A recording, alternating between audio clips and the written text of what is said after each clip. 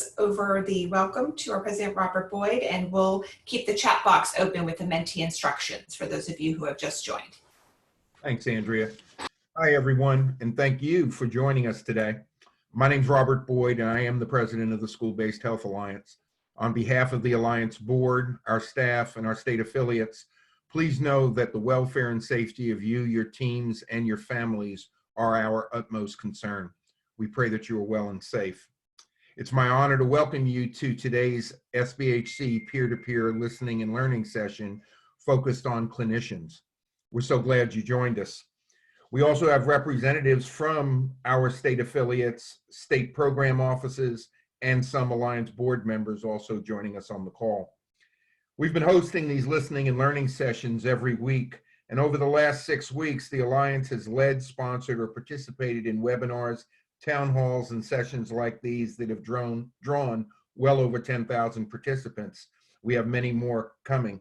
We're learning a lot, but as you know, things continue to change daily. And while the Alliance does not have all of the answers, nobody does, we want to continue to provide support to SBHCs by connecting you to each other.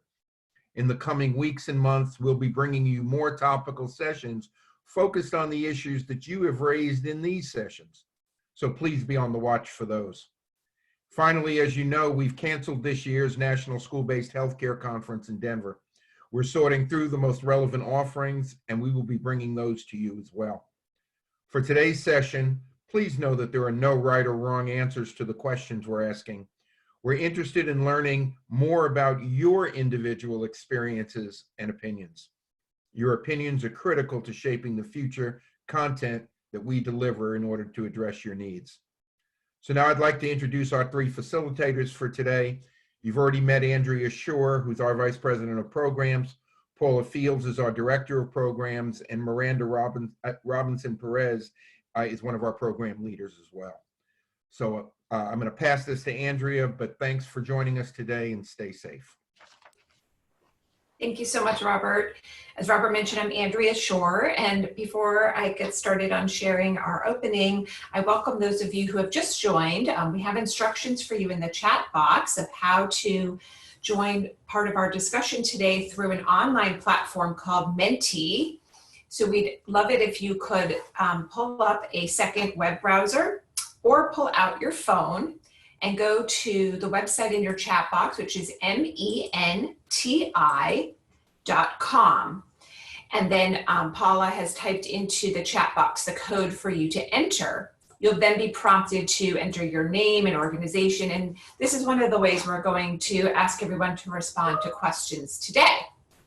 However, if you have any trouble going to this in the chat box, on menti.com, you can feel free to enter responses in the chat box as well. I'm going to give you some instructions on that. But if you do have the ability to get to another web page or your phone, we'd invite you to please go to menti.com.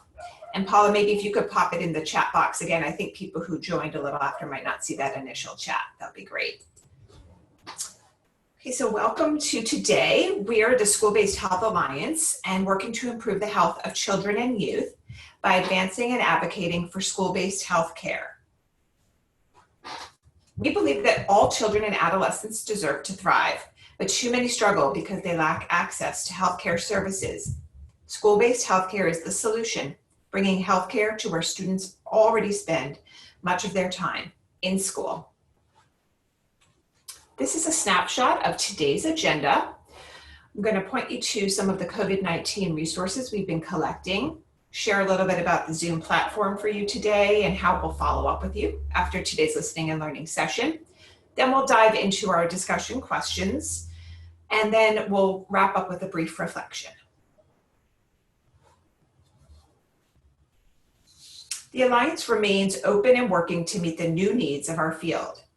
For more COVID-specific information and updates from your peers, from SBHCs and in the field and from the Alliance, we welcome you to visit our website. You can see a snapshot here on your screen of what our COVID-19 resources page looks like, and we're adding to this all the time as we gather resources to share with all of you. So please continue to check that if you're looking for some COVID resources. Next, I'm just going to share a little bit about the Zoom platform today. Probably most of you have used Zoom a lot these days, but just a few reminders. I did want to let you know today's session is being recorded, and we will place the recording of this session on our website after the meeting. When you joined, you all came in as muted for now. However, you are invited to participate by unmuting yourself at any point in time during today's conversation. So we really appreciate and enjoy having the verbal conversations going, in addition to the Menti platform that we'll be asking you to type in some responses to. Also, at the bottom of your Zoom control panel, you'll see an icon for the chat box. Hopefully you're already seeing some chats going. You can type into the chat box at any point in time to expand upon thoughts, ask questions of people who are speaking, or share resources in there. So that continues to go quite actively throughout the conversations on the listening and learning sessions as well. So we have the Menti platform, unmuting yourself to chat and share, to talk and share, and then the chat box are all ways you can communicate with us today.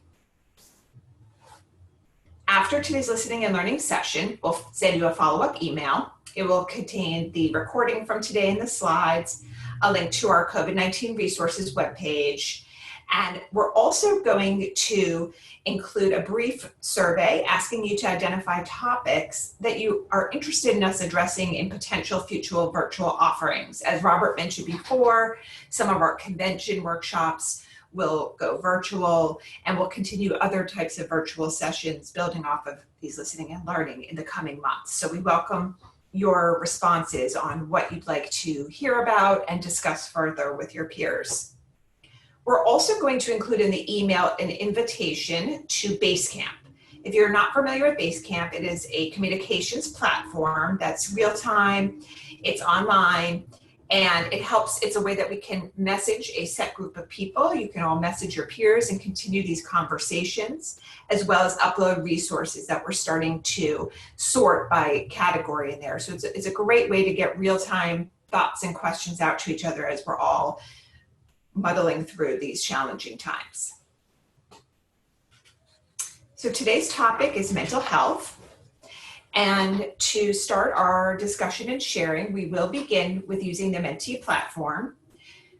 So just a quick reminder, if you haven't found this yet or joined us a little bit later, we'd invite you to please open up a second web browser or your phone and go to the website you see at the top of our screen, menti.com. I see 30 people have already entered their name, which is great. When you get to the menti.com website, you'll be asked to enter the code at the top of our screen here, which is 217027, and it will prompt you to answer our first question here with your name and position. As we move through questions today, you will need to click a button at the bottom of your Menti screen that says next question, so that you are prompted on your browser to respond to the same question you'll see at the top of our screen. So we're just going to give one more minute for people to log into Menti, and then we'll get started with our first discussion question.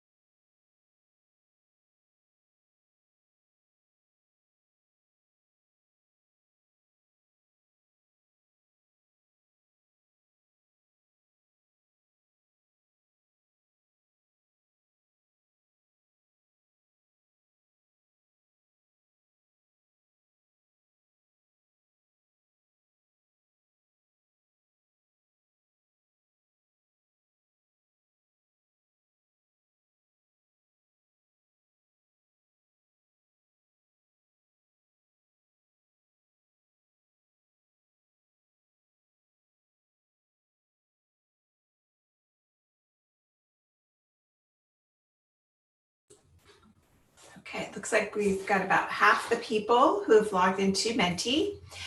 We're going to move on to our first question, but if you do struggle with getting onto Menti at any point, feel free to enter your responses in the chat box or unmute yourself to chime in. Okay, so the first question that we'd like to ask you just to start out with is, how are you feeling about your work and school-based healthcare? And you'll see in Menti a prompt just to enter some words, and they'll start to appear on your screen here just to get a sense of how everyone's feeling right now.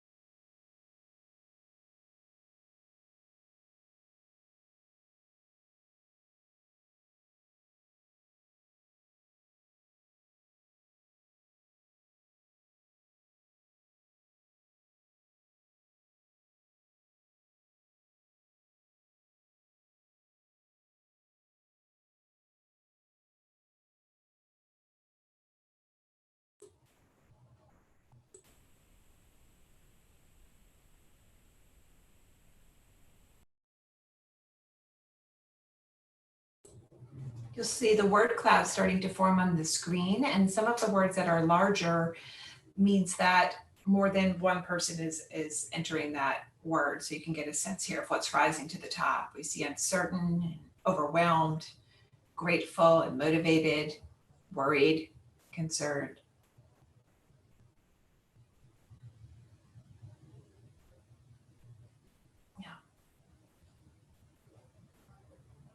Great. Thank you so much for taking a moment to share this. We like to start out with this to give people a few moments to express how they're feeling in these challenging times. Okay, we're going to move on to our next question, please. So again, if you don't see the next question on Menti, please click next question at the bottom of your browser, and it will align you to the question you see here on our screen. We'll ask you to take a moment to share your immediate challenges, concerns, or fears related to COVID-19, mental health, and trauma.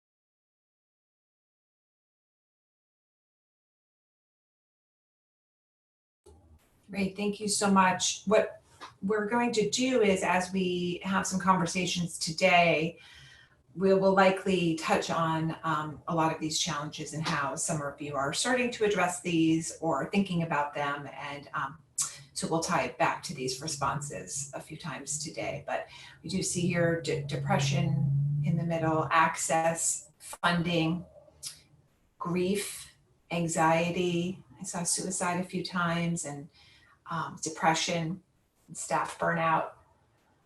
Lots of what were repeated themes that we've been hearing across several of the listening and learning sessions. Okay, I'd invite you to please click next question at the bottom of your screen again. We've got one more intro question for you, and then we're going to start sharing some strategies. As you look to immediate mental health support, as well as returning to school, whatever way that looks like, who are your target audiences for mental health and trauma support? Who are you currently supporting and hopefully planning to support?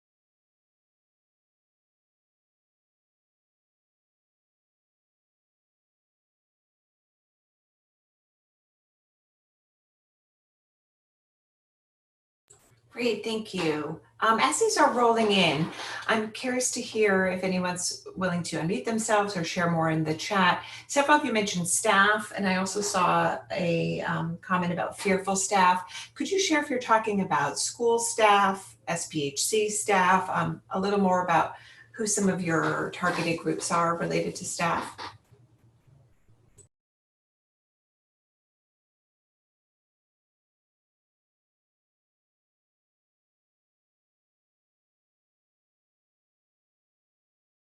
Particularly the person who wrote fearful staff. School staff, I see coming up here. Oh, great. Hi, go ahead. This is Santoy, and I think one of the things I'm noticing, both staff in terms of clinicians and being more isolated right now, providing behavioral health from home, managing high-risk cases, but not having their team with them, right? Being able to stop in, whether it's teachers or other clinicians, as well as school staff and administration. I think the impact of, things being so unsure right now and moving into the fall and the rest of the school year has had a big impact on staff. Great, thank you, Santoy, so much.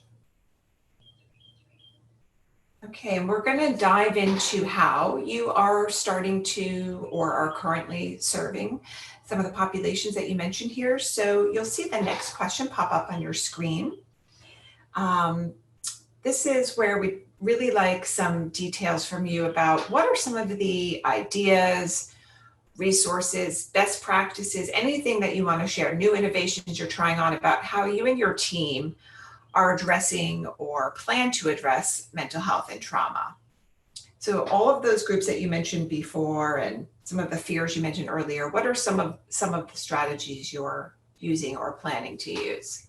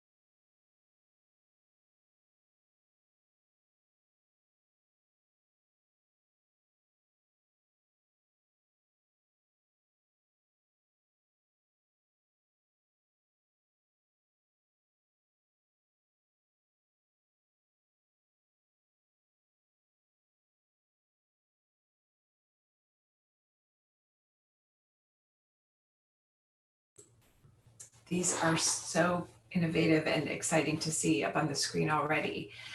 As you're continuing to enter your thoughts and strategies, I'm going to start asking people to please chime in a little bit more if they're comfortable unmuting yourself, or again, there's always the chat box. I know we have a friend joining today who joined us on Tuesday and has some great stories to share about working with, particularly with students with IEPs and special ed students. So Lakeisha, would you mind sharing a little bit more about the strategies you read up on the screen? Sure, thank you.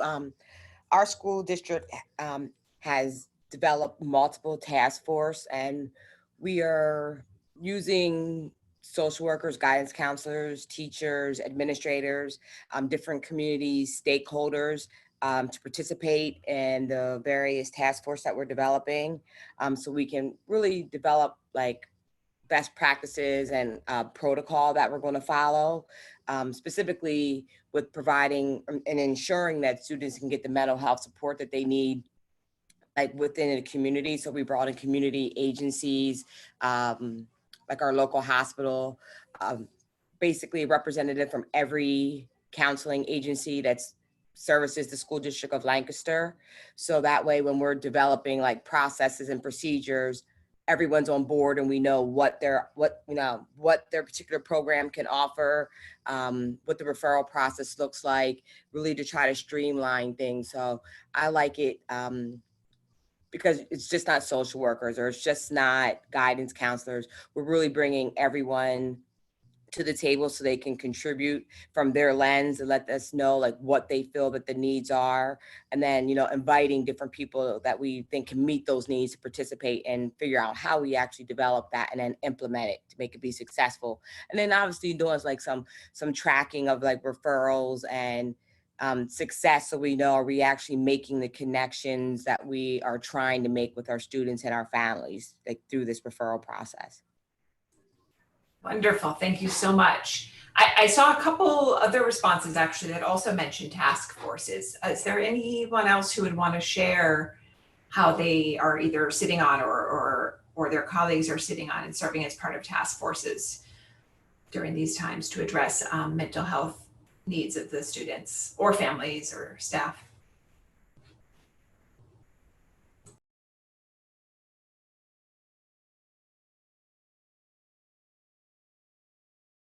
Or of course, if anyone has follow-up questions for Lakeisha about the task force she described.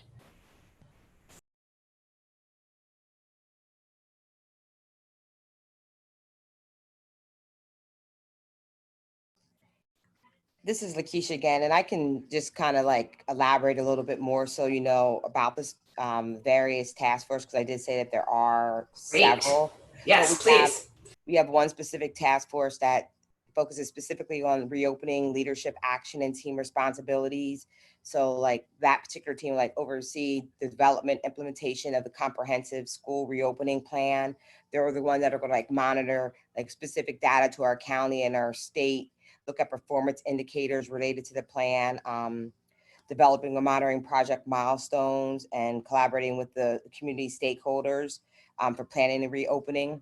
We have one task force that's specific to social and emotional action team responsibilities.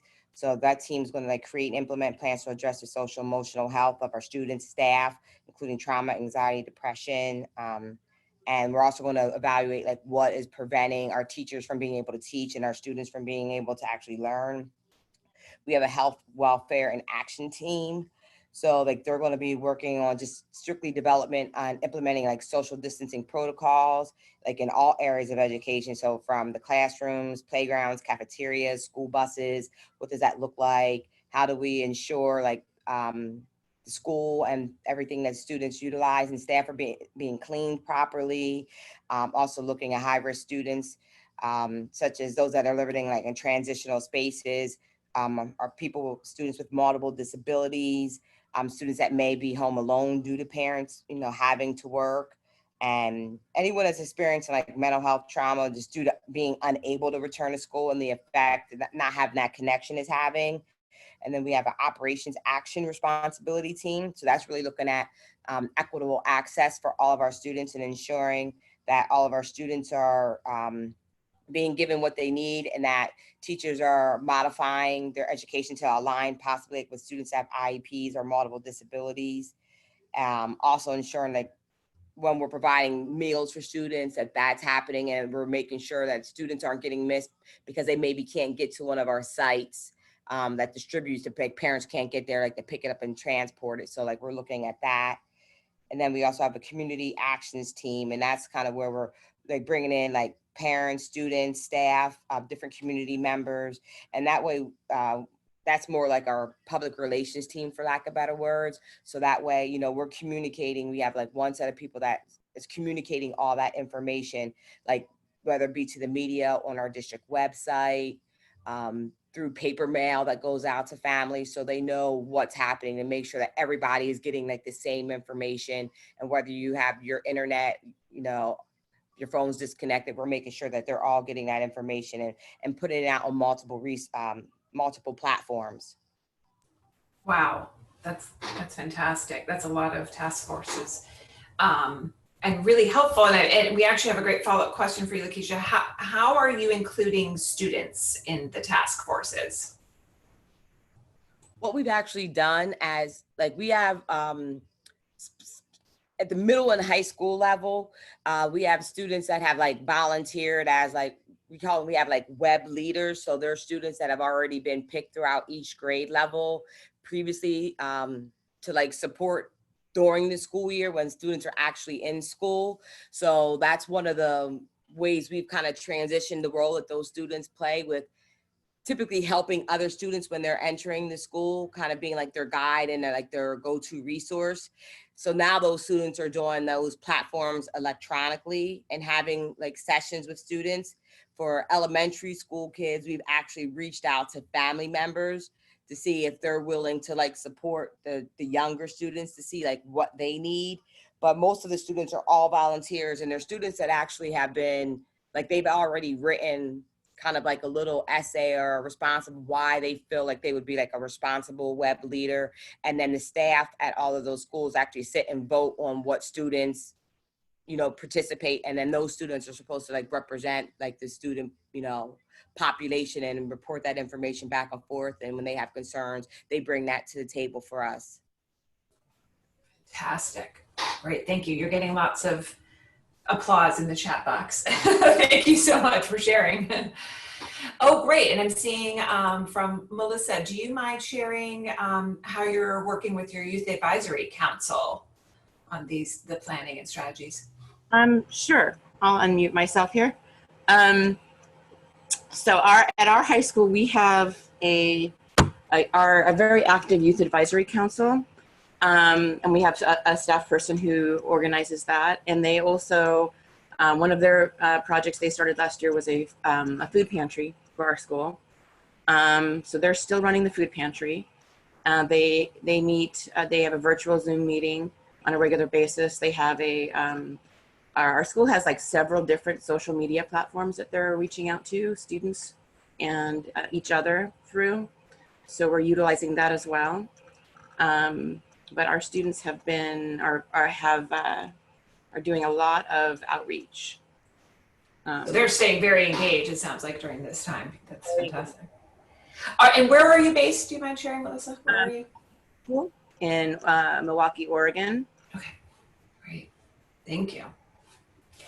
Anyone else collaborating with youth in your outreach or task forces or other types of strategies like we heard from Melissa and Lakeisha, or questions for them? Hi, this is Santoy. I just wanted to share one additional example from Oakland, California. We are working with our youth health educators at our school health center, continuing having virtual health ed meetings with those interns. They're being stipended by the school to continue their internship, and they are looking at and reviewing mental health apps, especially some of the free apps, as we think about making sure that we get mental health services. We have our clinicians who are providing telehealth and services by text and telephone and video, but also getting those free apps that include coping skills and resources or other behavioral health strategies to students in their hands, as possible. So those are being vetted by our health education group. Thank you, Sanjay. Anyone else have stories to share or strategies about collaborating with youth, or questions for those who have shared about it?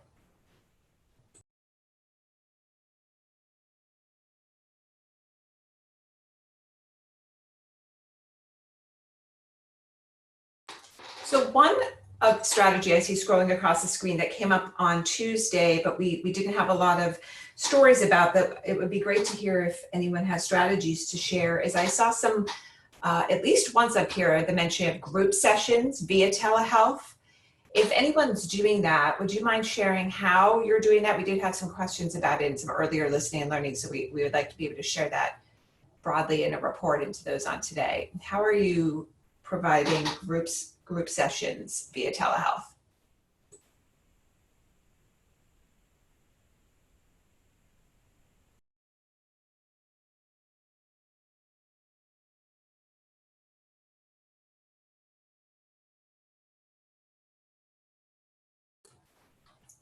Santo, it looks like you're in the planning stages for that. Thank you.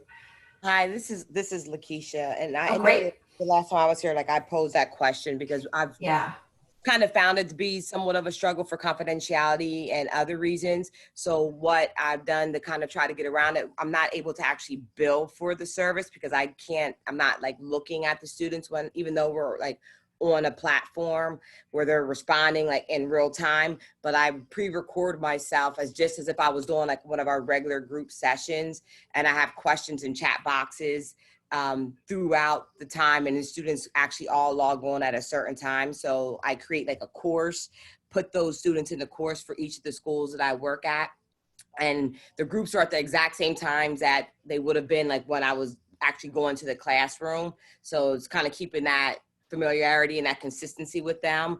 And then students, and I put teachers as co-administrators. So when we ask questions and get feedback, the students actually can like type in questions and discussions in the chat box, and then we respond back in real time. Like I said, the only challenge is that we can't bill for that because I'm like blocking them, so I can't see their face. And in order to bill, at least in Pennsylvania where I'm at, like I have to look at them. And for confidentiality reasons, when I have 15 or more kids in a group, not knowing what their home situation is like, that's a little bit difficult. But we decided it was still important to make sure they were getting that service. And what's the best way to get that? We felt that was more important, that they're at least getting the support. Whether we can bill or not is kind of irrelevant at this point. Okay, thank you. I see a couple people mentioning in the chat box that they're in the planning stages for this. Anyone else want to chime in on group sessions and how you're trying to tackle it, or questions for each other? I just want to highlight a point that Lakeisha just brought up in terms of, when we're providing telehealth and video services, that we are entering into young people's homes. And that, has been a barrier, I know, for young people, even in terms of academic services, not necessarily wanting their teachers inside their home. And so when thinking about not only teachers or adults or clinicians being inside the home, the impact of their peers being in the home, and that many of our families also have, a lack of privacy, and multiple families living in one home, and it even hard to kind of be when they're in their classes, not wanting their screens to be on. So that's just such an important point, that sense of, what is it like for young people to have suddenly their teachers, their therapist, inside their homes, inside their bedrooms with their family members, and what that's like for them. So thank you, Lakeisha, for bringing that up. Oh, yes. Those are great points. How are others handling that? I know that there's have been some conversations just in general around the comfort, particularly for adolescents, with some of the telehealth visits. For those of you who might be doing telehealth visits, mental health telehealth visits, how are you providing that confidence and confidentiality and privacy for the adolescents that you're serving? Strategies around that have been coming up over a few listening and learning. I would be curious to hear if any of you have some that you'd like to share. because that's a great point. Sometimes it's a whole new world of inviting people into your home. I feel a lot of my students, even like when I'm doing individual or even with parents, have felt extremely uncomfortable with that. So a lot of times they may only show me a portion of their face, and like I'm looking at the ceiling. Like I might see their hair moving, but I'm not actually able to look at their whole face. Obviously, I know it's a student because I've actually even said like, oh, I can't see you. Like I only can see part of your head. And they're like, no, I don't want to show my face. So I'm looking at the ceiling when I'm talking to them, but I don't push it because they at least got on. They're engaging with me. And I think that's the first step, and I don't push them. And I'm just hopeful that like, as our time goes, that they'll eventually feel comfortable enough maybe to like show their whole face. But, you know, I definitely know when they have things going on in the background, they're feeling uncomfortable. So a lot of them will like flip their iPad to the ceiling so you could just see the ceiling or just a picture, you know, and I've allowed them to do that because I'm still engaging with them. And I think that's important. Wonderful. Thanks, Lakeisha. Brandy, you've got a few really interesting strategies you're sharing in the chat box. Would you mind unmuting and sharing a bit more?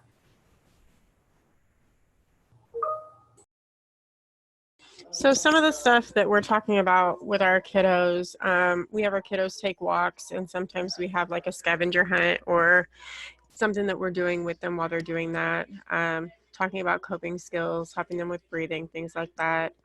We have a couple kids who have actually set up their closets to be comfortable, and that way they can close the door not only to their room but to their closet. It gives them more of a sense of confidentiality and just privacy in general. We have others that are showing us, like I had one girl this morning who was showing me the comic book that she was making during COVID. And so it's helping her to really cope with her emotions and her social isolation at this point, kind of like almost making imaginary friends and things like that. So that's been really helpful. Wow, thank you. Any other privacy strategies that you all would like to share, or questions for those who have shared?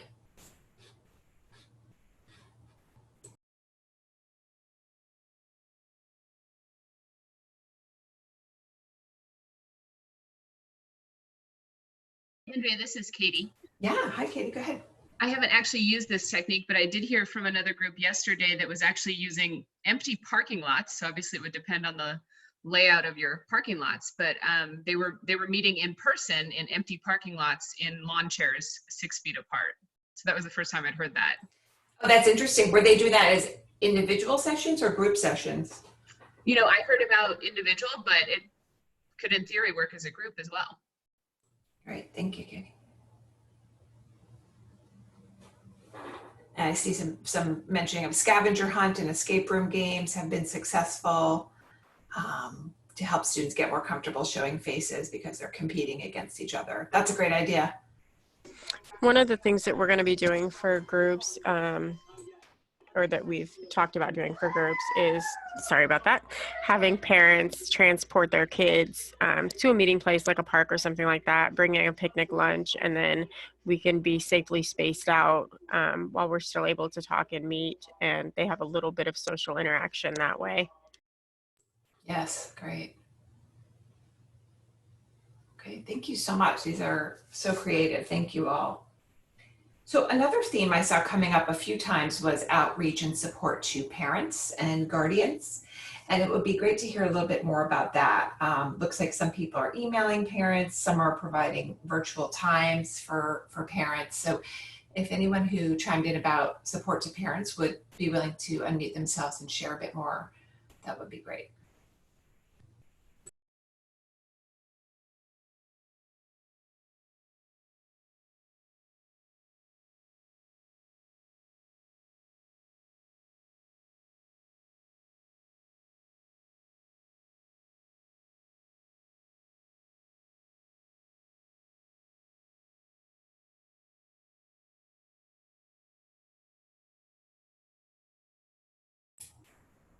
Yep. Okay. If you do have anything to expand upon, you can also put it in the chat box. We'd welcome that.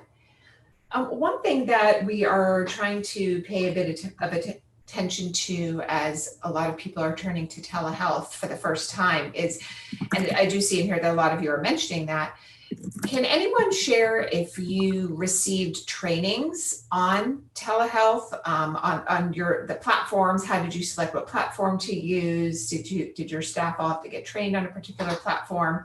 How did you quickly make these shifts? What were some of the trainings and what you put in place?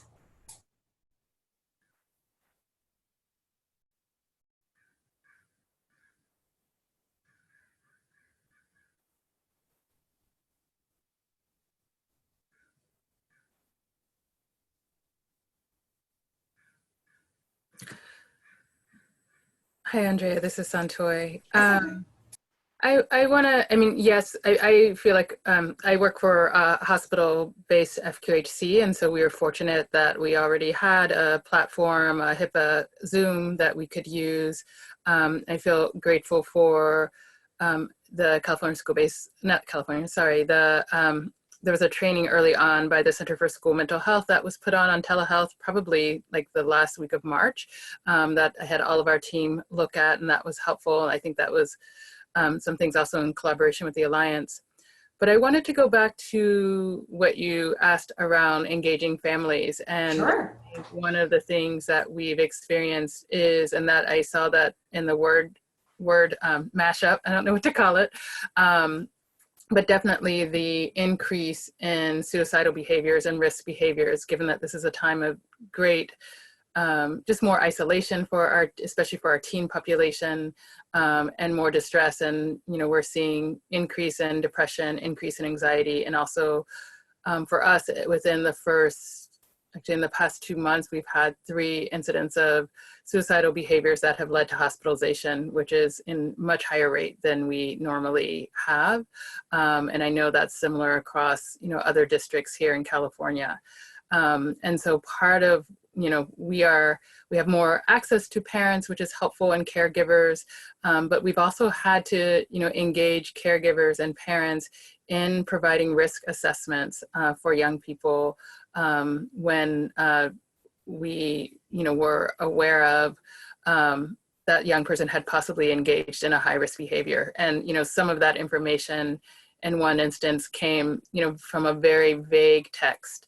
And then when the provider wasn't able to get a response from the young person, you know, was able to reach the parents, have the parents go in, attempt to wake up the child, and then the provider, when the child was non-responsive, you know, called 911, and that young person was able to get to the hospital, get to safety, and is alive, and, you know, still in treatment.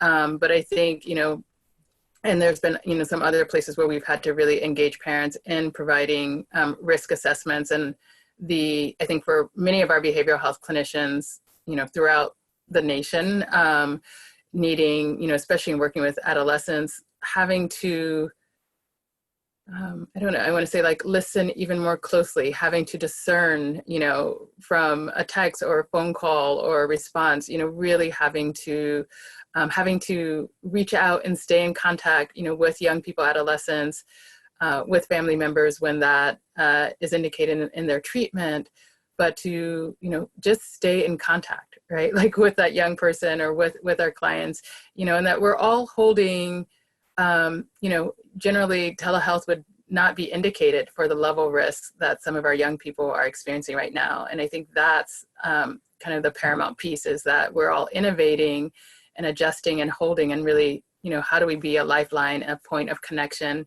you know, not only our behavioral health clinicians, but also, you know, our teachers, our staff, you know, all of the reach out that I saw, you know, people put in the chat, like just staying in contact is such a protective factor for many of our families, so, and adolescents.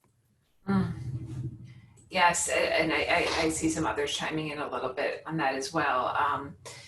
Joan, do you mind unmuting? You're sharing some great ways that you're reaching out to parents in this time too, and which I think builds upon what Santoy was just saying. Well, I'm new to this area, and I with my training and coming from a small remote community in Alaska, I value team approach, and this is an extremely important time for that. And finding that leads in you know, who might be at more risk. I already had an at-risk caseload that I was doing everything, any type of outreach that I could to reach families, because many of the families don't have internet, they don't have unlimited Wi-Fi, they have limited data. And then as we got further along in this, there were a lot of cuts in resources. So first sending letters out if I couldn't, that had some resource information in there, and my contact information. I've kind of been like a base for the academic counselors, the school, the students. There's been a lot of peer outreach, which has been really good, because fortunately we had some trainings, you know, of the school with suicide intervention and prevention. So we were fortunate in that way. But we have a lot of students that are out far in rural areas, Navajo Nation, and really having to work together to increase that safety net and widen the approach. Using I'm using a platform for video check-ins when I can, and that's working well. It's so wonderful to be able to have you know, to see the faces, absolutely. But I'm talking with a lot of parents and caregivers, and I go through the screening in terms of watching for changes in behavior and emotions and how they're processing emotions, but also listening to those caregivers, acknowledging that these are exceptional times, that this is not, many are going through this, and that seems to be helping a lot. The principal has many contacts, so do the teachers. Everybody's been great in terms of sending leads, and I think we've been fortunate in that we're a small community in that regard. Joan, where are you based? Do you mind sharing? I'm based in northern Arizona in Flagstaff. Okay. Yes. Thank you so much. Absolutely. Others who have questions or thoughts or strategies like this is a really important conversation. I see a few things going in the chat box about some other suicide related resources.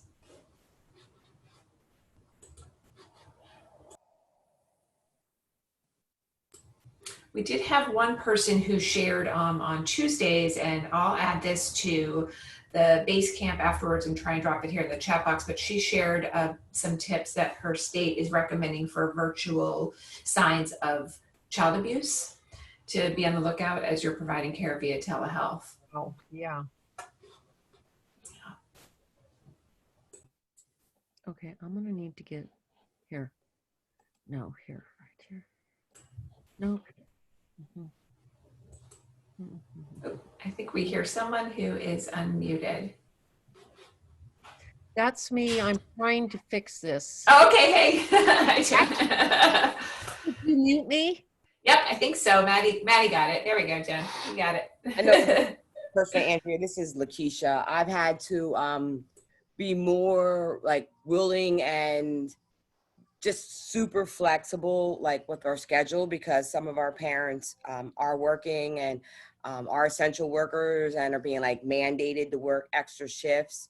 So just really making myself accessible to them.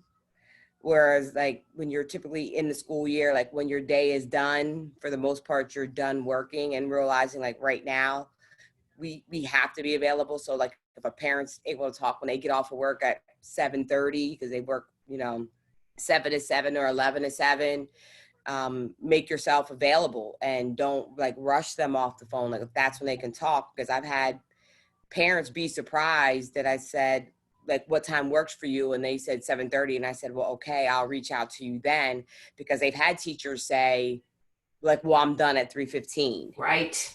Mm-hmm. And things like that. So, you know, even just like I said, making yourself accessible. And sometimes, you know, they know what your role is when you're in a school, but like for those of us that are social workers, they don't understand like how much more we are able to do and like the connections that we have, and just telling them a little bit about what you can do to help them if they're struggling somewhere or need support. And I think that really kind of like eases some of the pressure that they may feel to say, okay, well, if I need some help, I can actually like ask this person and they're going to do what they can. You know, I don't make any promises, but I have a good network of people that I work with that when you say I need help or I need a resource, they really pull together to give that support. And I just think that alone kind of opens them up, because what they typically see you as is now a little bit different. Now, obviously, you have to work with juggling that with home life when you have like family, Right. because they're like, well, you don't work 24 hours a day, and you know, why are you doing these calls on a Saturday? Well, if a family works and Saturday's their day off, if I have to coordinate something, then it has to be that day. So just really trying to educate people and have them understand, and I think that's a big part of what we do. And you know, we just have to be receptive, you know, but still keep in mind we have to practice self-care. But you know, these times aren't normal, and we do have to do maybe a little bit more, be a little bit different, or think outside the box. So that actually, hearing you say that, and Lakeisha, there's a request if you're comfortable of sharing your contact information in the chat box, if you're comfortable having people email you. So I am curious then, you just started to tap into exactly what I was wondering is, with all this flexibility and unusual hours, et cetera, and some of you mentioned supporting SBHC staff as well. What are you all doing or thinking about doing related to compassion fatigue and for your staff, for self-care? How are you helping with that other end of the spectrum?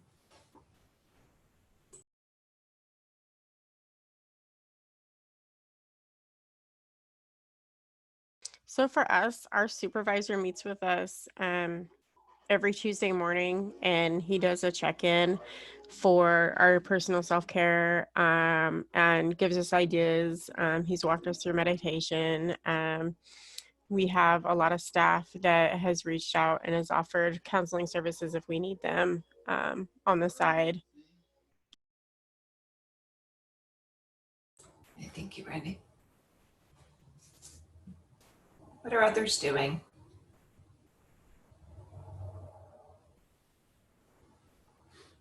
Oh, Lakeisha, that was very kind of you. You shared both work and personal email. Wow. Thank you. Absolutely.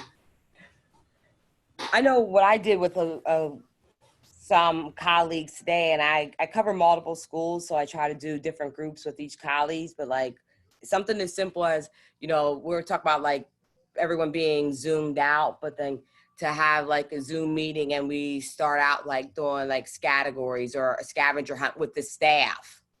So like you're going in there and it's not someone like drilling you about like your grade book or assignments, but it's just really a time just to kind of decompress. And then as you wrap it up, then, you know, we say, you know, are there any concerns or anything that we can do, you know, for you, and then put it out there. So that way they still know that we're there, but that's kind of a way that we're building self-care into our day. Like we're required for our district to do like so many hours per day. So like, I kind of count that as like a team collaboration. We obviously don't mandate people to come, but the Zoom invite is sent out. And then we'll say like, this is going to be like our way of self-care. So even if it is playing categories or doing a scavenger hunt in your house, and then whoever gets back to the screen and shows it first, but it's just a way to relax. But we're still meeting, and then you can address some of the concerns that the staff are having. And they don't feel so like vulnerable when you're doing it. Yes, great, thank you. And I'm seeing there's some other interesting ways for self-care and care for your teams as well. The chat boxes are great. Thank you for sharing. A few others saying, like what you were just saying, Lakeisha, some virtual opportunities, leading mindfulness meditation a few times a week. It's great. Anyone else want to share related to staff care in the school-based health center?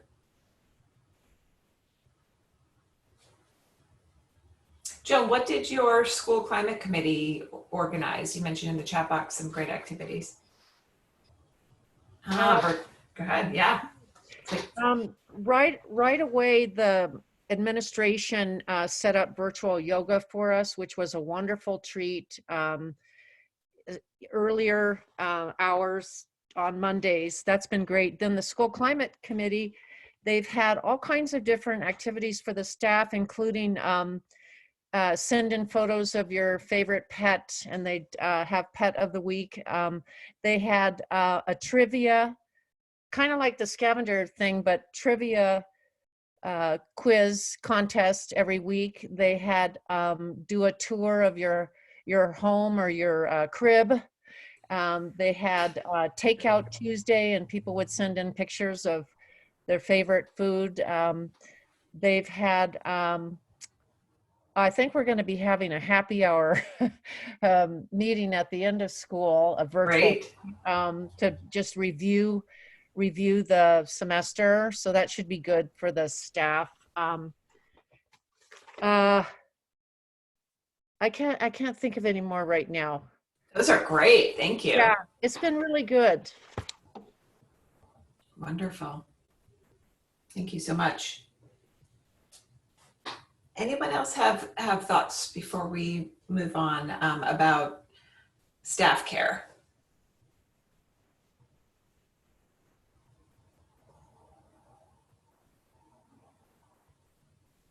Okay, so another group that we haven't chatted about too much yet, I'd be curious to hear a little bit more about, is a few people mentioned the school, taking care of the school staff a bit. I saw virtual staff wellness for the school, and having a staff gathering first before student gathering so that staff can discuss their feelings, which that might be a future plan. So if anyone would be willing to share what you're starting to do or think about related to the school staff, that would be great to hear.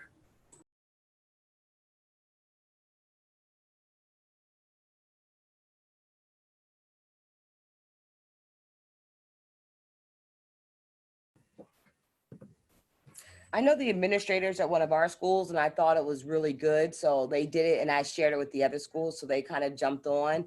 But the principals and like leadership team actually like delivered little bags to all the teachers' houses, and they had like local organizations, like we have like Mises chocolates, and they donated, like the school bought some from like funding that they had kind of like in a fund for teacher activities. So like they bought some, then the company donated some. Did the same thing with little gift cards for like a new company that like sells food called Blazing Jay. So everyone got like a $5 card, a little pack of chocolates, and then like little wooden tokens for a place that sells ice cream. And like one token is like an ice cream cone, but if you have two, you can get a milkshake. And actually they delivered that to all the staff in the school, including like custodial staff, support staff, just as like a way to say thank you.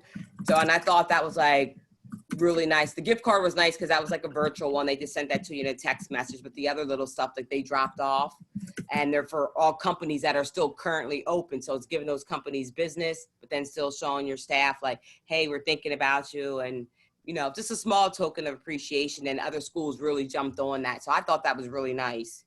Yes, that's wonderful. Sandra, you had one more piece that you could share about trainings to teachers? Yes, I just wanted to share, we provided, one of the things I really appreciate is actually at one of our schools, the administration, school leadership was noticing that teachers were putting a lot of pressure on themselves and on their students, and as they adapted to teaching remotely, had, we want to have high expectations, but also maybe wondering if the expectations were realistic during this time, and asked for we provided trauma-informed trainings for them before. And so we provided a training, and really the emphasis of that training was really watering kind of seeds of compassion, empathy, supporting teachers to provide to really focus on prioritizing relationship during this time, even more so than grades, that we want them to provide instruction, but to really understand the, and you know, we are in West and East Oakland, to also and right now in Alameda County, East Oakland has the highest rates of COVID-19 cases. And so, as well as impacted by, you know, compound poverty, and, you know, other social determinants of health.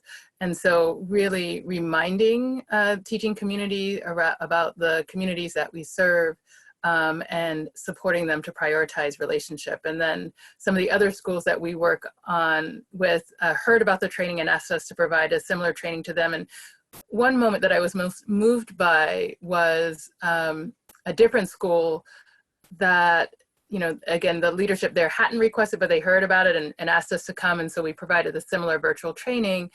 And the principal really sharing with his team the impact of this moment, you know, not only on the students, but on him as well. And I think that vulnerability really supported, you know, again, the teachers just to kind of lower their shoulders a little bit, to know that, you know, for many of our teachers, they may not come from the same communities that our young people are coming from. And that if students aren't, you know, doing all the Zoom or going into the Google Classroom or doing all the things that they put, that it's not a failure on the teacher, that it is in part representative of the moment that we're in. And the most important thing that they can do, kind of as Lakeisha and Joan and other people have said, is to be in that relationship with that young person and with that family, and then, you know, helping them, you know, where are they at, and then how do we help them take a little step further, right? So how do we get them to the computer? You know, how do we get them turning on maybe one Zoom classroom or one Google Classroom, but, you know, really meeting young people and students where they're at right now. And we were so grateful, you know, to have the schools really invite us in to do that trauma-informed training with their staff. Wow, thank you. You know, one other thing I think, and another school, one response is that, you know, schools are looking at their grading and doing pass fail, credit, no credit, looking at what does it take to meet that, and really, you know, prioritizing a stance of compassion in terms of what's happening for students right now, as well as, you know, working really hard to get the students, you know, Chromebooks and hotspots and access.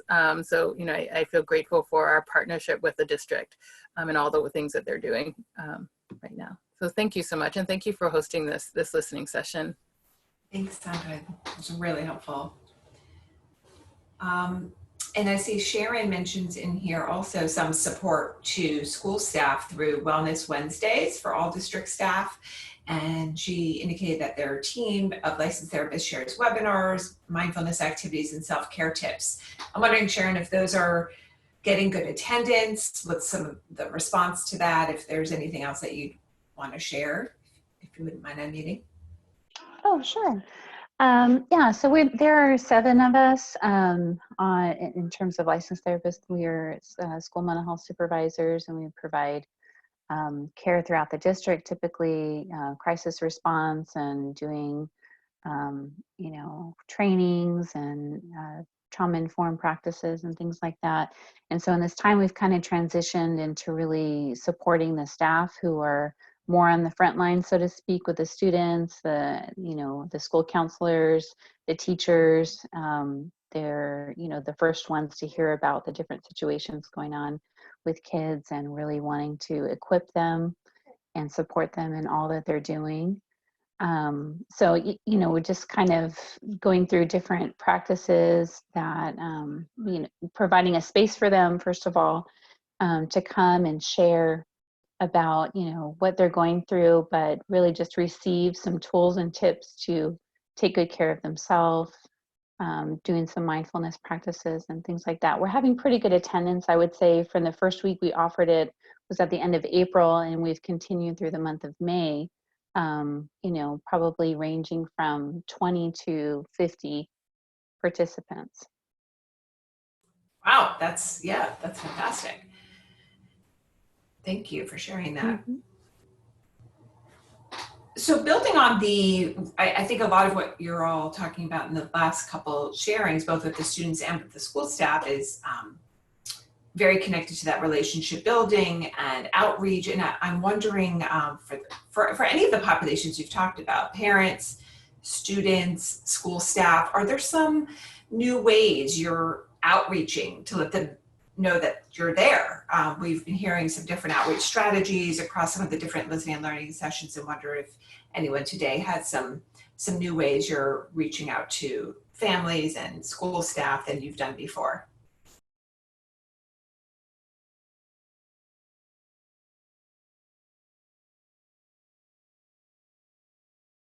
Oh, this is great. Joan says that the principal's doing live stream Instagram.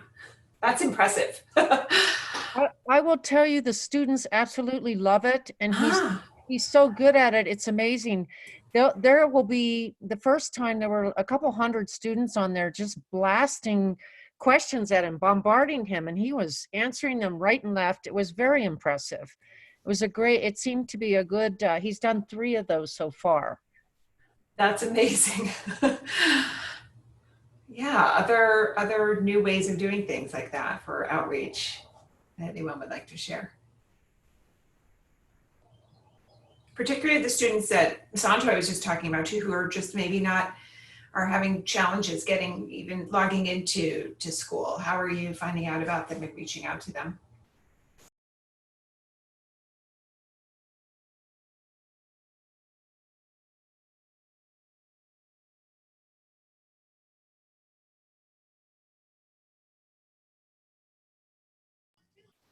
We've actually been able to reach a lot of students by the staff doing like TikTok videos and compiling them all together, and then challenging students to do their own TikToks and then submitting them back. So that's been like really, really successful. Like the kids love it. And even though the teachers are kind of starting to learn about it and figure it out, but that was just like just another way to connect. Doing shout outs. They do a morning announcement and they were doing challenges. So they did different, like challenge the principal to do like a burpee challenge and just different things like that. So like they were actually letting the students like pick the challenges and pick the staff. So that was a way to get the students engaged, but like outside of actually doing classwork. Also, like the way our district's doing grading is like they extended the 3rd marking period, but any student that submits like their assignments gets like 1 percentage point for every assignment, and they're not necessarily grading it for correctness, but for like the engagement and getting like on the Zoom meetings that they have. So if they submit it, they get like 1 percentage point for everything they submit. So then really like students that maybe before couldn't have gotten honor roll, or maybe students that were failing, but because they actually are putting in the effort to make an attempt, you know, this is giving them that opportunity that they may not have had before. So we've seen students who were really not engaged during the school year being that much more engaged now, like reaching out, asking for help. The teachers actually are putting like shout outs to the students for doing different things and providing that support. So I think they like to see that, you know, almost like a student of the month, but they're doing shout outs every day. So I think the students really enjoy that as well. Great. I love those. Anyone else want to share some new and creative ways you're reaching out to students?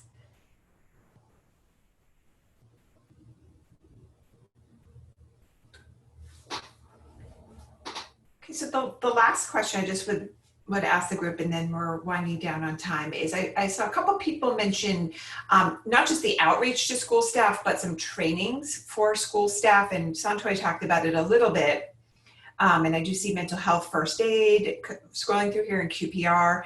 Can anyone please share whether you're currently doing this or plan to do this? What are some of the thoughts around trainings for school staff to support them as they work with students related to mental health? What are some that you've offered or are planning to offer?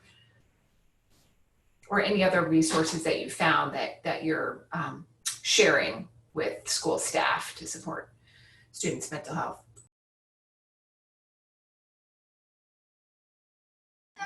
We just did a trauma-informed training for some of our smallest students at some of the Head Starts around here.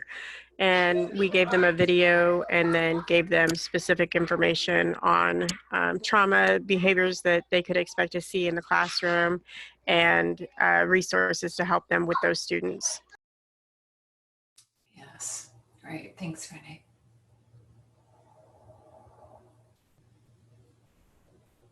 And someone mentioned mental health first aid, as I said before. Would you mind sharing what you're doing with that, if the whole school's getting trained, if that's required by the school district? I'd love to hear a little bit more about how your school's using that.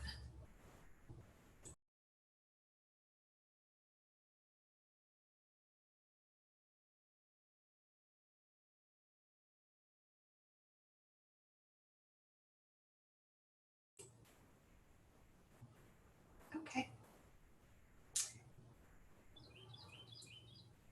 So I'm just going to open up to respond to anything, give a last chance if there's anything anyone would like to share that we haven't talked about or that we didn't get a chance to chime in, or questions for each other. I want to give a moment to see if there's anything else you'd want to share or ask about a little bit more.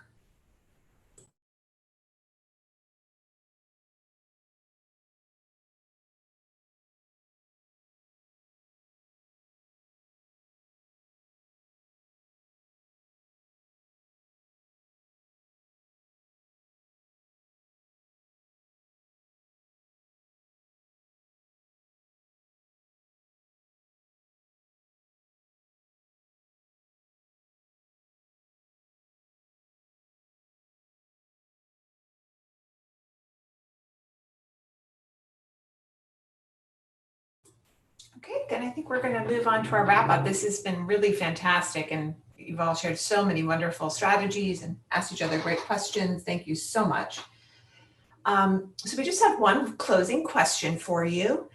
And if you don't mind just going back one more time to the Menti website, either on your web browser or your phone, we're just asking you to answer the final question about the usefulness of this session. And then you will hear from us in the next few business days, as I mentioned earlier on the session, where we'll send you a recording, the slides from today, a summary report, and a follow-up survey to ask you about any other topics that you think would be important to continue conversations about or trainings about for the school-based healthcare field. And then, of course, we will also invite you to join Basecamp, our communications platform, to continue with these discussions, resource sharing, questions for each other, etc. But I really appreciate your time and your sharing today. And please be on the lookout for a follow-up email from us, and stay safe. Thank you so much.